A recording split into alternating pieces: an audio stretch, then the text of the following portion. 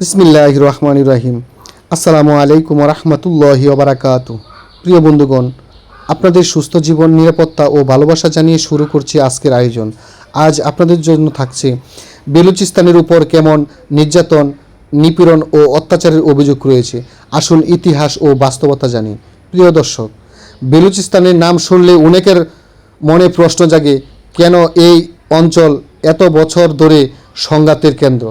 কেন বারবার মানবাধিকার লঙ্ঘনের অভিযোগ ওঠে? আবার কেন পাকিস্তান সরকার বলছে তারা সন্ত্রাসবাদ দমনে আইনানুগ ব্যবস্থা নিচ্ছে?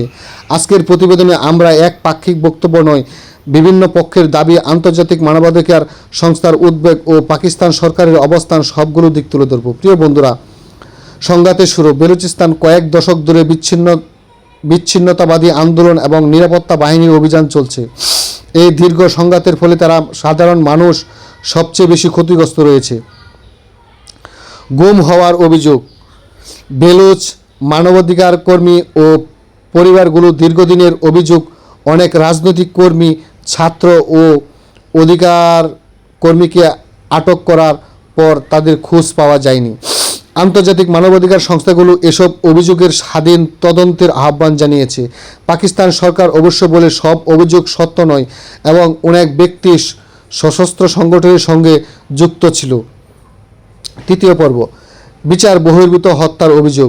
বিভিন্ন মানবাধিকার সংগঠন নিরাপত্তা বাহিনীর বিরুদ্ধে বিচার বহির্ভূত হত্যার অভিযোগ তুলছে। অন্যদিকে পাকিস্তান সরকার এসব অভিযোগ অস্বীকার করে এবং বলে সন্ত্রাস বিরোধী অভিযান, নিরাপত্তা বাহিনী আইন মেনে কাজ করছে। পর্ব, নারী ও শিশুদের দুর্ভোগ। সংঘাতপূর্ণ এলাকায় নারী ও শিশুদের সবচেয়ে বেশি ভোগান্তির শিকার হয়। অনেক পরিবার বাস্তুচ্যুত হয়েছে, শিক্ষা ব্যবস্থা হয়েছে এবং স্বাস্থ্যসেবাও সীমিত হয়েছে। অর্থনৈতিক বৈষম্যের অভিযোগ। বেলুচিস্তানের প্রাকৃতিক সম্পদ প্রচুর থাকলেও স্থানীয় জনগণের একাংশের অভিযোগ তারা উন্নয়নের ন্যায্য অংশ পায় না। বেকারত্ব, দারিদ্রতা, দরিদ্র, অবকাঠামোগত পিছিয়ে পড়াও অসন্তোষের কারণ হিসাবে উল্লেখ করা হয়েছে। সাংবাদিক ও অধিকার কর্মীদের একাংশ অভিযোগ করেন, বেলুচিস্তানের পরিস্থিতি নিয়ে স্বাধীনভাবে কাজ করা কঠিন। পাকিস্তান সরকার বলে নিরাপত্তাজনিত কারণে কিছু বিধিনিষেধ প্রয়োজন। সশস্ত্র গোষ্ঠীর সহিংসতা। শুধু রাষ্ট্রের বিরুদ্ধে অভিযোগ নয়, বেলুচিস্তানের কিছু সশস্ত্র গোষ্ঠীর বিরুদ্ধেও সাধারণ মানুষ, শ্রমিক, শিক্ষক, নিরাপত্তা সদস্যের উপর হামলার অভিযোগ রয়েছে। এসব হামলায় বহু নিরীহ মানুষ নিহত হয়েছে। আন্তর্জাতিক প্রক্রিয়া। জাতিসংঘের বিভিন্ন বিশেষজ্ঞ, এমএনএস সহ মানবাধিকার পরিস্থিতি নিয়ে উদ্বেগ প্রকাশ করেছে, নিরপেক্ষ তদন্তের আহ্বান জানিয়েছে। পাকিস্তানের সরকারের দাবি, তারা সন্ত্রাসবাদ মোকাবেলা করে উন্নয়নের জন্য বড় প্রকল্প বাস্তবায়ন করেছে।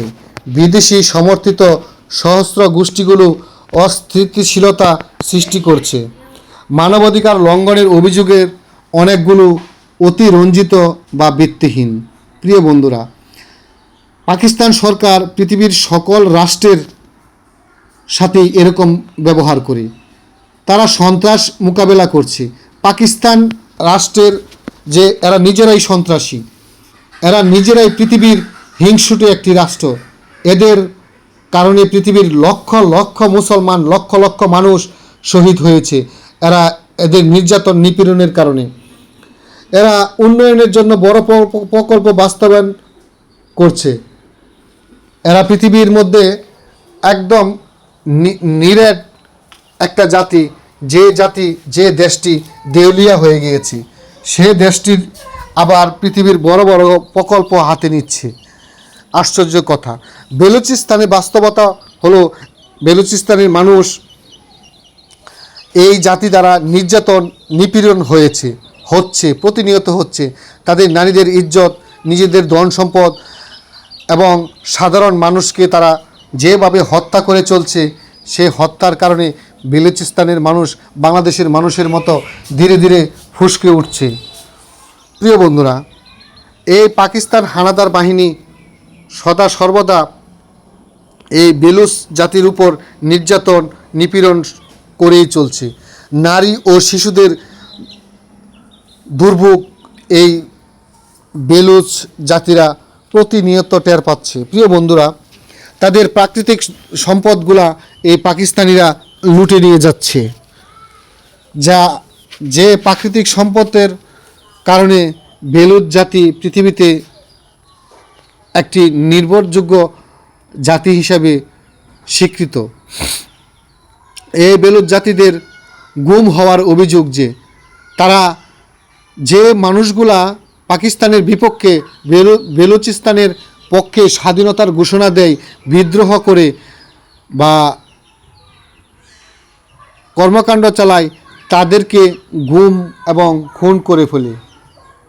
প্রিয় বন্ধুরা, এ জাতের সেনাবাহিনী পৃথিবীর নিকৃষ্ট সেনাবাহিনীদের অন্যতম।